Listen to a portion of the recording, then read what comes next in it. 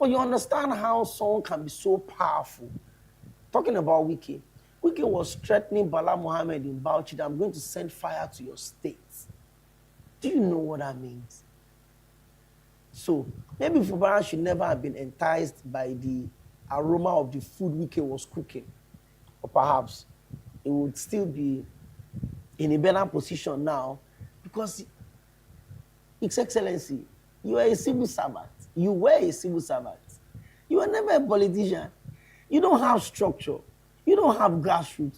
People don't even know you. You are just a regular accountant general of the state that is close to the governor because you approve budget or you approve release of funds and you monitor how monies are being spent in the state. It doesn't make you a politician. When you decide to fall and then, you saw the hanging fruits and you went for it, and there are consequences if you don't go in prepared for politics in Nigeria. Like they always say on the street, body go tell you. Okay, I'm hoping, like I said, that Fubara would be allowed to at least finish his tenure as governor. And let's see if you are going to make any progress from that. The phone lines are still open. We're waiting for your calls. Join us. If you also want to text us, oh, we missed this. Was that a flash? Maybe you're trying to check if the number is available. Yes, it is 0707-380-0959. So you can join any of this conversation we're talking about today. Let's quickly take a short break. When we come back, we look into these fundamental questions. Are we ready for the rain in Nigeria? I'm sure you have seen the picture of Wike and Fubara. And that was the first Thanksgiving after the state of emergency was relaxed in Rivers. And then the executive governor was standing, and then a minister was sitting to get the handshake from a governor. Like they would always say, if you cannot manage the heat, you get out of the kitchen. Let's go on a break. We'll come back. I will look into the issue of flooding. The rain is here, or it's rainy season already. Let me put it better that way. Are you ready for it? Some of us that were found of pouring our debts on the gutter, I'm sure you know there are consequences for those. But the people I'm more concerned about are the farmers scattered across the 19 high-risk states: Niger, Zamfara, Benue, Plateau, Kaduna, even Lagos. These are the states that are being marked out as prone to flooding. And what have the governors done to prevent loss of lives and properties? We'll talk about all of this when we come back. Stay with us.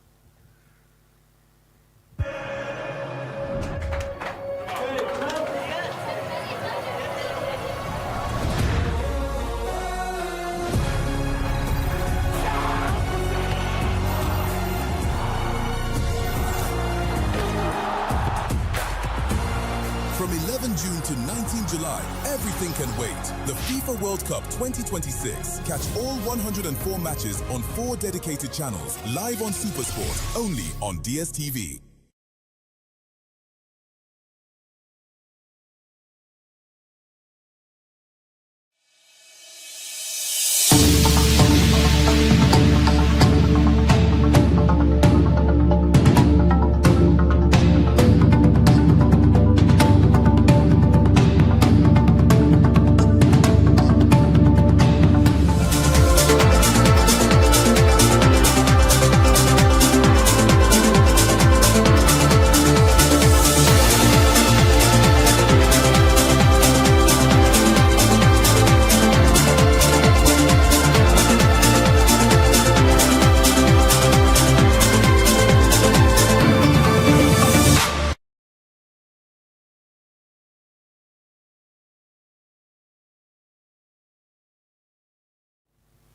Okay, thank you.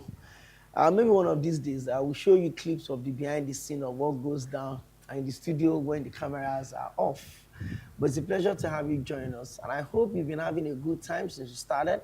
I don't know. I always tell people that sometimes when you're in the studio, if you're unfortunate and rapture happens, you'll be left behind because you don't know what's going on outside. I don't know, maybe it's still raining, or if it's still raining, then you've got to know that we're in that time of the year where a lot of caution would need to be taken. Before we go back into the conversation, we have some calls that were coming in while we're on that break. Let's see if we are lucky with this particular one. Hello, good morning. Hello? Hello? Hello? Can you hear me? I can hear you. Good morning. Good morning. Your name and where are you calling from? My name is Tom. Ah, I'm calling from Agogi in the Lekki axis, my, close to Chevron. my sister in the flood. Welcome, welcome. Well done. Have you purchased a space boat or you are still managing canoe? Well, we canoe. It's really bad, you know. Let's not go there. Let's not talk. Have you started talking about that? Yeah, we just opened the conversation on that right now. Very timely. Your call came in at the right time. I was just going to say something about the godfatherism you spoke about. You know, okay. So since that's over, well, the situation here is really bad, and it's you know, year in, year out, it's the same thing, and you know, sometimes they dread the 7-day rain because it can, you know, cover a whole human being. It's really terrible, and I hear that I could, you know, the point I could reach is really where I reached. You know, reports reach me that further down the road, which I showed in the video, that cars are being swallowed completely. You know, it's terrible. There's a canal that passes at the back of this area, and that canal is always blocked. So every time it rains heavily, there's flooding. You know, it's flooding, and it spills over to various areas around this axis. Chevron is blocked, Osapa London is blocked. You know, it's flooded, and all of that.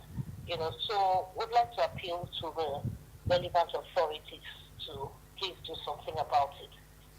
Okay, what about the CDAs? I know that, you know, certain communities have community development associations, and then they contribute money. The canal that you said is always blocked. Is it that the government had not done anything about it? Is it that the CDAs around that neighborhood don't know about the canal? Or what exactly is going on? I'm sure that canal did not get blocked this morning, and I'm sure it didn't even block last year. I'm sure it's always been there. What has been done to make sure that you have identified where the problem is coming from?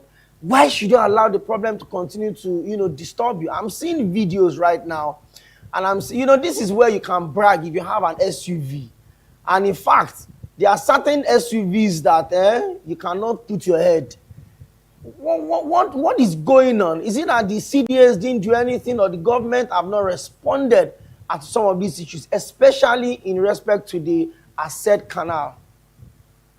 Well, the CDA of this estate where we are, I know that what they did was that during the dry season, they actually raised the entire estate. They actually raised it, you know, and then they interlocked you know, the roads. So that's what I know that they did. But this canal, I think it's way beyond any CDA, honestly. I think. Are you there? Hello, Tom? Yes, I'm here. Okay, I was thinking maybe your phone had fallen inside water. So I'm glad there's. Please go on, we're with you. Okay, so I think it's beyond what any CDA can do. I think the government needs to intervene in this matter. And like you said, it's not all the SUVs that can go in this water. These SUVs that have gone in the water that you can see at the moment, further down the road, you know, they had to turn back. they had to turn back, you know. So I really don't know, you know. And as you know, I have an SUV. I got up to the point where they are at now, and I turned back. So, you talked about the 7 days rain. As it is now, it looks like 7 hours can cause havoc. Only God knows Yeah. how bad 7 days would be. But on the interim, are there any measures being taken? I'm seeing, we've been here before, so we've witnessed this over and over again, many years where we've seen small children going to school being backed by their parents, and some of them had to go back. We've seen schools being closed down in states like Niger, like Delta. We've seen lots of lives and properties of Nigerians. And we've talked about this on this show, you and I, how the governors will need to take, preventive measures, proactive measures, especially those states that have been, highlighted to be high risk. I was saying it. The NIMET keep releasing these states: Niger, Zamfara, Benue, Plateau, Lagos, Oyo. You stand the risk of flooding, and in most cases, a lot of funds, ecological funds, counterpart funds are made available for governors to do proper channeling, irrigation, drainages, whatever it is that you want to do, and nothing is being done. Where you are right now, are they clearing some of the road paths for the water to flow, and that particular canal? Do you think anything should or will be done about it anytime soon? Since you've identified that that's a major problem in your neighborhood. Yes, well, I'm not too sure about what is being done. What will be done is what I'm hopeful, for or hopeful about. That there'll be government intervention, the canal will be cleared, and that people will also remember this time, such that they will stop dumping all sorts of dirt in the canal, because this is what blocks this canal. And it's not just one canal in this area. I think they have about 3, but one is directly behind where I live. It's quite a pitiful case that, I have 2 medical doctors here who are supposed to be at work because they have some critical cases to handle, but they can't even go to work in this circumstance or this situation. It's really it's not a good thing at all. So here I am as well, stuck in the house. I tried the very best I could to make it out, but when I saw that my car was getting swallowed in the water, I wasn't ready to take the risk of replacing my engine, so I had to turn back. Well, I wish you well, and then it's a very rich and highbrow area of the states. I'm sure you people will contribute money and buy canoe, or you buy space boat, a water boat, and you can enjoy yourself. So for the people that cannot go out to enjoy, they can just put their leg in the water. At least you are sure that there will not be heat. But we really sympathize with the people, especially, I'm seeing vehicles right now, SUVs that probably felt like, listen, we are the king of the road. We can mash out the water. The water is saying, not on this one, and we've got this one covered. Well, please stay safe out there, and I hope that it shouldn't get worse. Unfortunately, there's nothing you want to do about nature. When there's dry season, there will be rainy season, right? It's just unfortunate that we have a system that does not take proactive measures. We are very reactive. So the government will now come now and they start destroying kiosks or shops that are built on drainages. Look at how people are walking. God forbid bad thing now that you are walking inside water and crocodile is under that water. Anyways. I get into a hole, a ditch. Exactly. The person making the video just showed the rain boots she's wearing. Because I was the one making the video. I got to that point and I couldn't go. The water has gone above your knee level. But further down, wow. Further down the road. Wow. It's really bad. I'm so happy for you. Enjoy your break. Ali, you left me only on the show today, so you to enjoy the water. Thank you very much, Atom, thank you very much for reaching out on the show today. And I'm sure this is one of many communities and that would have to deal with this pathetic situation at the moment. Well, for the people on the island, for some reasons, some part of Lagos don't experience this flooding. Although Awolowo Way right now is also an absolute mess. On my way to the office this morning, people were, coming out of their cars and rolling up their trousers and pulling up their shoes and socks and jumping across the culvert and leaving their cars there, almost submerged. And that, we're talking about Lagos now, the city center, the capital of the state. Even right here at Alausa here, after the Secretariat Bridge, as they are connecting these traffic lights, the interjections at these traffic points, everywhere is flooded. So we are hoping that the Lagos state government, I understand the peculiar nature of Lagos. It's a coastal city. Things like this are meant to happen. But a lot of credit also need to go to the government. There's been a lot of advocacy being done in respect to people not dumping their waste and refuges in the drainages, proper channeling, are people not building on illegal or obstructing the right of way. See, we ourselves have roles to play in all of this. You go to certain places in this state and you see how people are erecting structures on the gutters, on the drainage system. And ask yourself, who gave you the permission to do this? People are building on right of ways. And then when they come and demolish, say, the government is victimizing you, this one or that one. It is because you are causing chaos and havoc for the people of the state. We are begging you. This one is not, we are begging you people. Because I know that the Ministry of Environment in Lagos will start going to the street and start demolishing some of these illegal buildings. But it is people that are collecting money from these people to build or erect these buildings on the right of ways. And then you are somewhere, you are waiting for rain to fall so that you can throw your trash or your dirt into forgetting the fact that even if you leave your own house, there's a possibility that there's a blockage somewhere or there's a narrow path somewhere that the dirt you just poured will go and block. And then when it bounces back, you say, the government is not responsible. The government is not doing enough. No. Sometimes we are basically a product of the system that we are getting ourselves involved in. Again, I say, to the state government, some of you have access to counterpart funding. Some of you have access to ecological funds.